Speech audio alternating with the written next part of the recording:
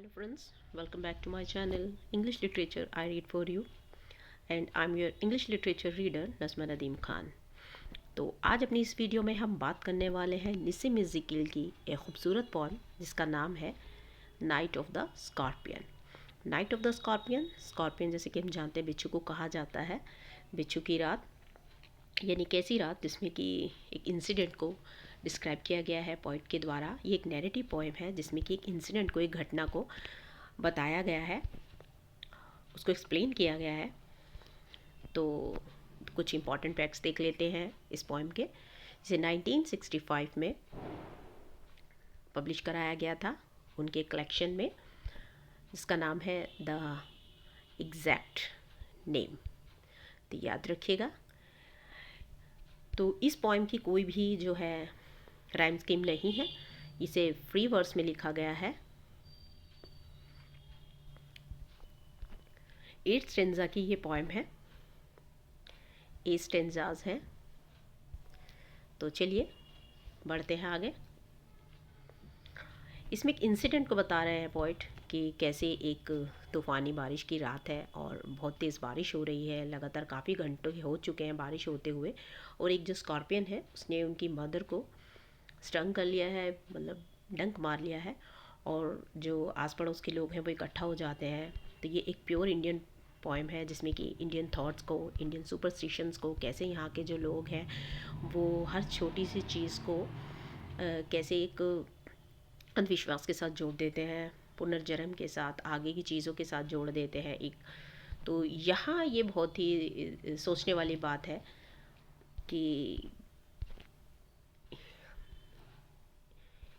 कैसे जो है लोग उस उनकी मदर की जो पेन है उसको भुलाकर उनके पास्ट में जो उनके कर्म है या फ्यूचर में, इन फ्यूचर जब भी वो जन्म लेंगे उनके कर्म है, उससे रिलेटेड स्कॉर्पियन की स्टंग को रिलेट करते हैं।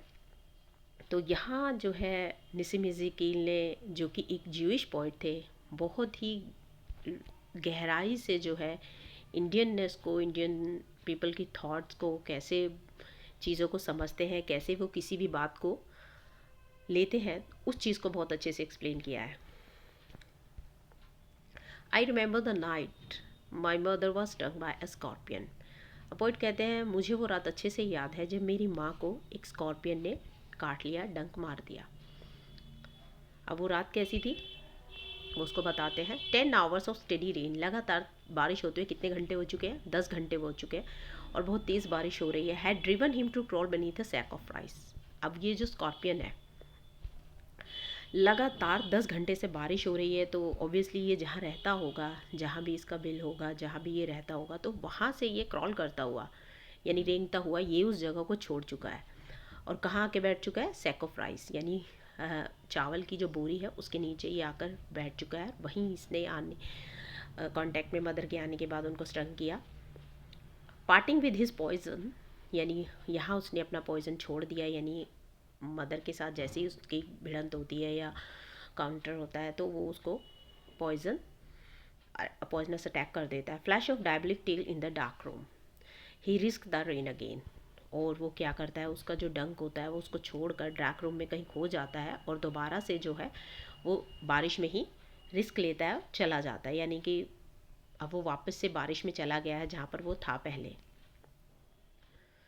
The peasants came like swarms of flies and buzzed the name of God 100 times to paralyze the evil one।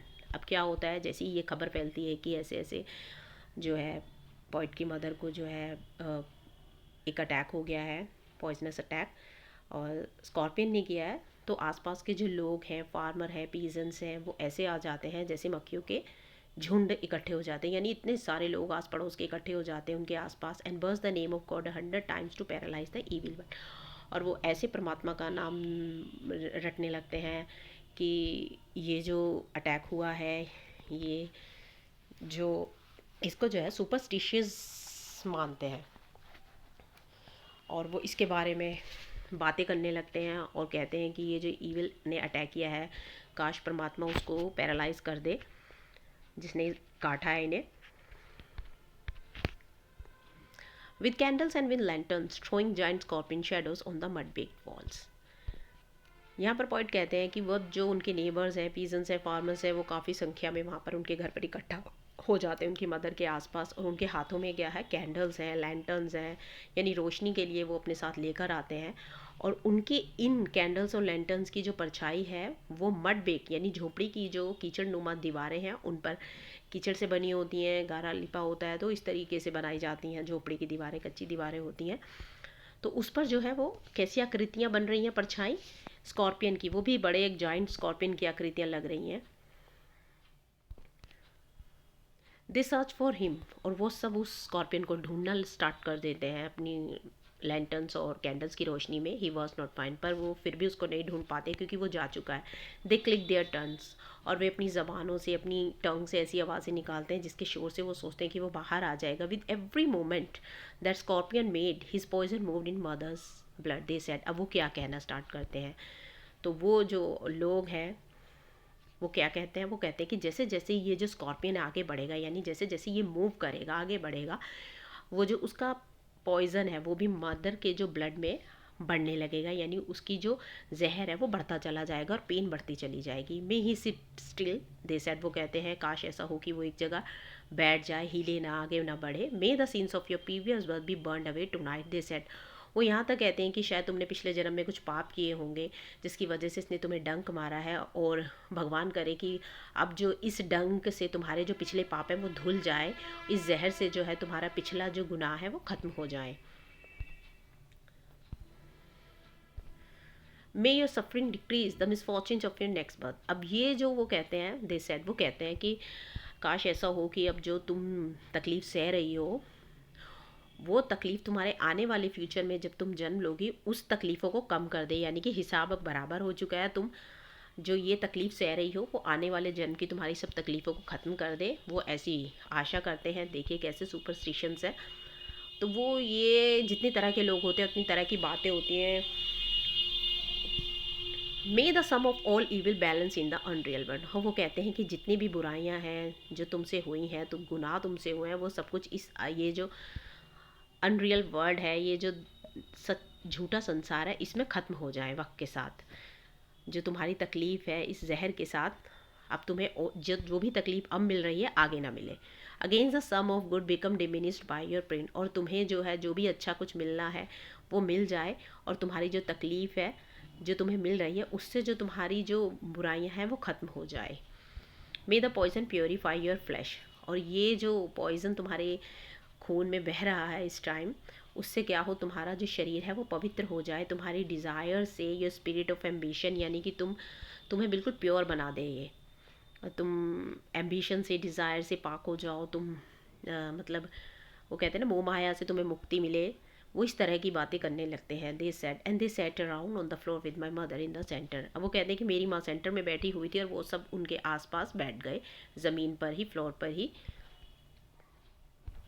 The peace of understanding on each face, और सभी के चेहरों पर ऐसा लग रहा था कि वो उनकी मदर की जो पेन है उसको अंडरस्टैंड कर रहे हैं, समझ रहे हैं, उनको वो उस तकलीफ़ को महसूस कर रहे हैं। बट ऐसा कुछ नहीं है, उसकी मदर से तड़प रही हैं और वो अपनी बातें कर रहे हैं कि ये पिछले जन्म के पाप थे, इस वजह से इनको काटा गया है।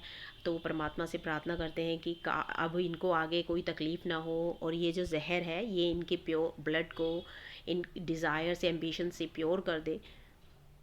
मोर candles, more lentils, more neighbours, more insects and the endless rain. वो कह रहे हैं कि लोग जो थे एंडलेस थे, काफ़ी ज़्यादा लोग इकट्ठे हो गए थे। जैसे जैसे ये बात फैल रही थी तो और ज़्यादा लोग आ रहे थे, और ज़्यादा कैंडल्स के साथ, लैंटर्न्स थी उनके हाथों में, तो जितनी भीड़ बढ़ती जा रही थी उतनी ज़्यादा कैंडल्स भी थी सभी के हाथों में।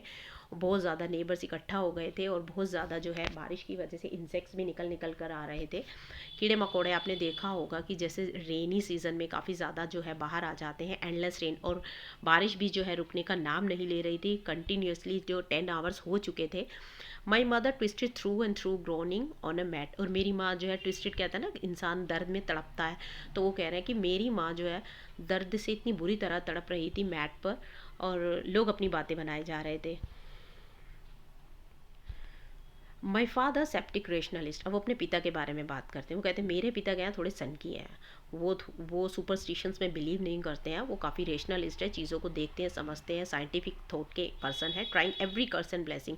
मगर इस टाइम सिचुएशन ऐसी है कि उन्होंने भी हर तरह की जो कहते हैं ना दुआ दवा सब चीज़ को उन्होंने ट्राई कर लिया, powder, mixture herb and hybrid, हर तरह की औषधि, पत्ते, मिक्सचर, पाउडर, सब तरह को उन्होंने उनकी मदर को पेन को कम करने के लिए, उसके स्टंग को, उसकी जो डंक है उसको ख़त्म करने के लिए, जहर के असर को कम करने के लिए हर तरह का कहते हैं ना हर्बा इस्तेमाल कर लिया।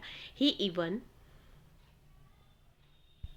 He even poured a little paraffin upon the bitten toe. अब उन्होंने क्या किया कि पोर्ड यानी उंडेलना, थोड़ा सा पैराफिन होता है वो उनकी माँ के जो जहाँ पर काटा गया था उस अंगूठे पर उन्होंने डाल दिया, put a match to it, और वहाँ पर थोड़ी सी आग से मैच बॉक्स से आग लगा दी, ताकि वो जो आग है, वो जलन है, वो जहर के असर को कम कर दे। I was the flame feeding on my mother, और मैं उस जो जल रही आग थी जिससे कि वो माँ के अंगूठे में लग रही थी उसको मैं देख रहा था।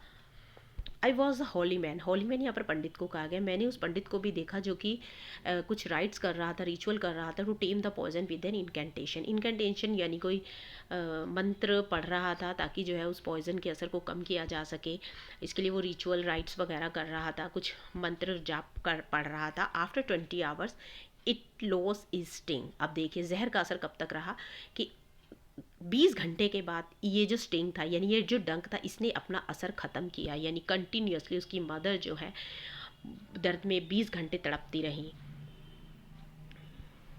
माई मदर ओनली सैड, और आखिर में जब उनकी माँ बिल्कुल ठीक हो गई, उनकी मदर ने कोई जो है ग्रीवियंस नहीं किया, कोई कंप्लेन नहीं की, कोई कर्स नहीं किया,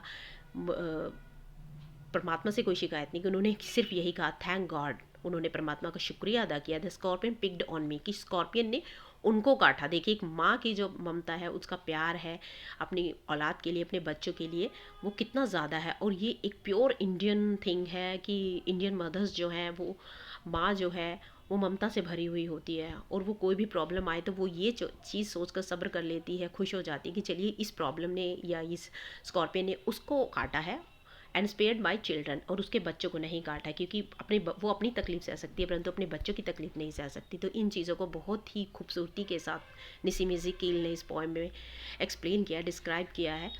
तो आई होप आपको ये वीडियो, ये लेक्चर बहुत अच्छा लगा होगा। अपनी कमेंट, अपनी राय कमेंट सेक्शन में हमें ज़रूर दीजिए प्लीज़ गाइज, हमें सपोर्ट कीजिए, बहुत मेहनत लगती है एक वीडियो को बनाने में, और आपकी जो राय है, आपका जो फीडबैक है वो हमें बहुत मोटिवेट करेगा। और हमारे चैनल को सब्सक्राइब कीजिए, लाइक कीजिए, शेयर कीजिए। तो मिलते हैं नेक्स्ट वीडियो में नेक्स्ट वर्क के साथ, तब तक पढ़ते रहिए, खुश रहिए, थैंक यू।